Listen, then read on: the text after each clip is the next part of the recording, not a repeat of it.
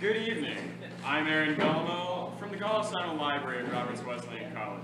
Tonight, Barack Obama gave his annual State of the Union address. Along with Alec and Rapp, we'll be giving a brief analysis and recap of the address. So the analysts around the country are saying Barack Obama is back. The president came out bold and fiery, a little bit reminiscent of his 2008 campaign self. He sided strong with working families, and he proposed some bold solutions with his tax plan and his community college proposal. Kyle, what was your take on his community college plan? It's a great step in the right direction to extend access to education to a lot of people who don't currently have it. The great thing with it being community college is that hopefully that'll help people get into vocations and trades who might not otherwise, but it's a great step in keeping America in the forefront of the world in education. That's an excellent point. And Alec, we saw a tweet from Senator Rand Paul tonight during the address, who was effectively saying that these proposals sound great, they sound very appealing, but who's going to foot the bill? Yes, Senator Paul in a tweet said that, Mr. President, you can't wave a magic wand and declare something free. Someone has to pay for it. That someone is the American people. We pay taxes in this country, and we will foot the bill for any project that President Obama would like to put forward to Congress. As we know, the Congress holds the purse strings. They will deal out the money for President Obama's projects as they see fit.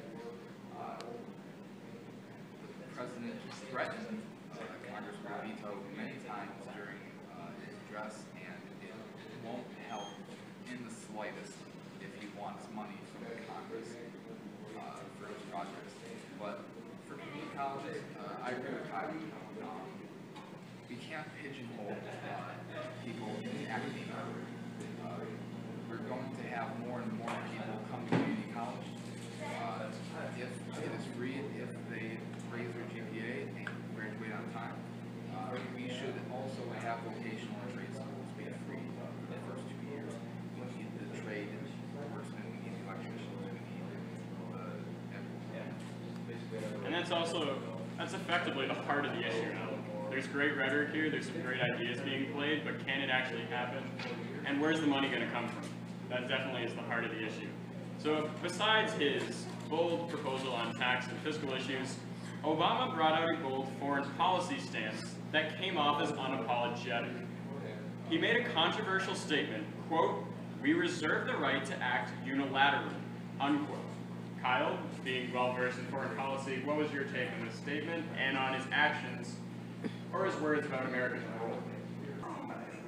I get a little concerned about the use of the word unilateral. Things don't bode well. The U.S. is going to be going around trying to save the world on its own. We have fantastic allies around the world. We have great international systems to protect human rights, to increase international peace and security. I think we need to work within those systems and alongside those systems to strengthen peace and development in the world, and not try to go about it on our own. That doesn't help anyone. And now, Alec, you're also very well versed in foreign policy. What was your take on the president's comments? I thought it was very brave of the president to pretty much rehash the Bush doctrine as a Democratic president. He believes that we have the right to act unilaterally, and I do as well.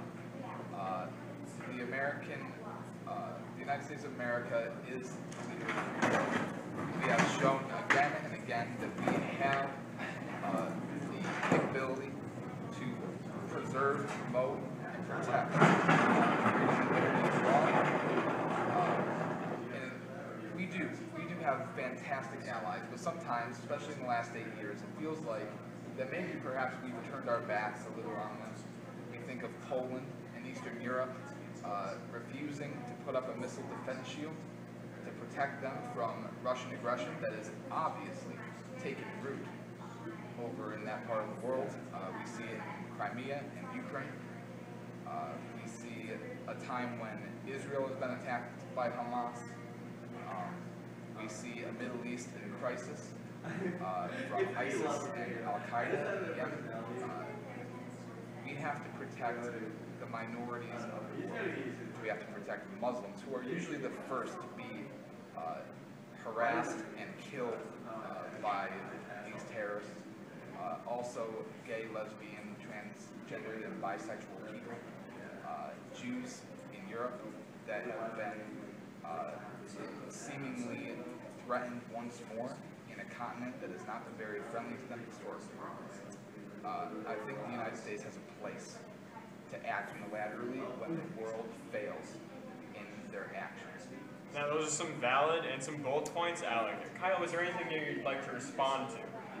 One part that stuck out to me was the comment regarding Israel and Hamas.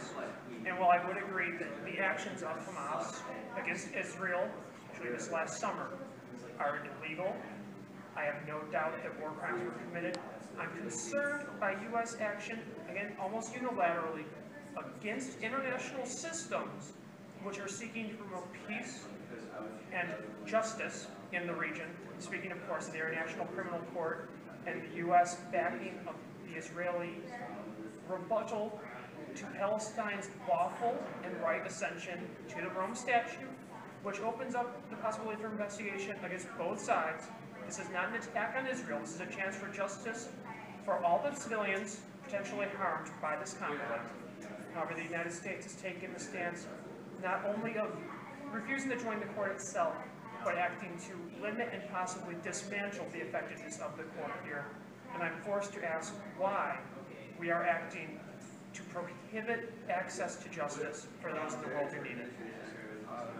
The thing with the ICC is I believe that most Americans, including our representatives in the American government, are distrustful of the ICC. It's in The Hague. It's far away. It has been proven that it is quite political in the way that it hands down its form of justice. And as you know, we don't ascribe to the Rome Statute. We don't ascribe to the International Criminal Court. We try, along with the United Kingdom, the European Union, and others along the way, to bridge Israeli and Palestinian relations. We did at one time have a roadmap to freedom, which doesn't really exist anymore. I don't think Israel-Palestine relations are at the worst they've ever been. They're certainly not the best. And we could go on all day about foreign policy and the International Criminal Court, but we're going to wrap things up with a final sort of briefing. And it's important to remember, these Obama policies and proposals, they sound great, they sound very appealing, there's backbone, they're progressive, they're for hardworking Americans. But he can't do it all on his own. He needs the support of Congress, which happens to have a Republican majority. My take on what Obama's political strategy was tonight is he proposed appealing and populist agenda. But now the ball is in the Republicans' court, whether they want to deliver or whether they want to disappoint. And it'll be interesting to see how this unfolds, who's going to be on the offensive and who's going to be on the defensive. And my final statement here, these last 2 years may be the last stand for Barack Obama to make his mark on American history. Will he go out as a champion for working families, or will he forever be defined as well-intentioned but ineffective? Thank you very much for joining us tonight.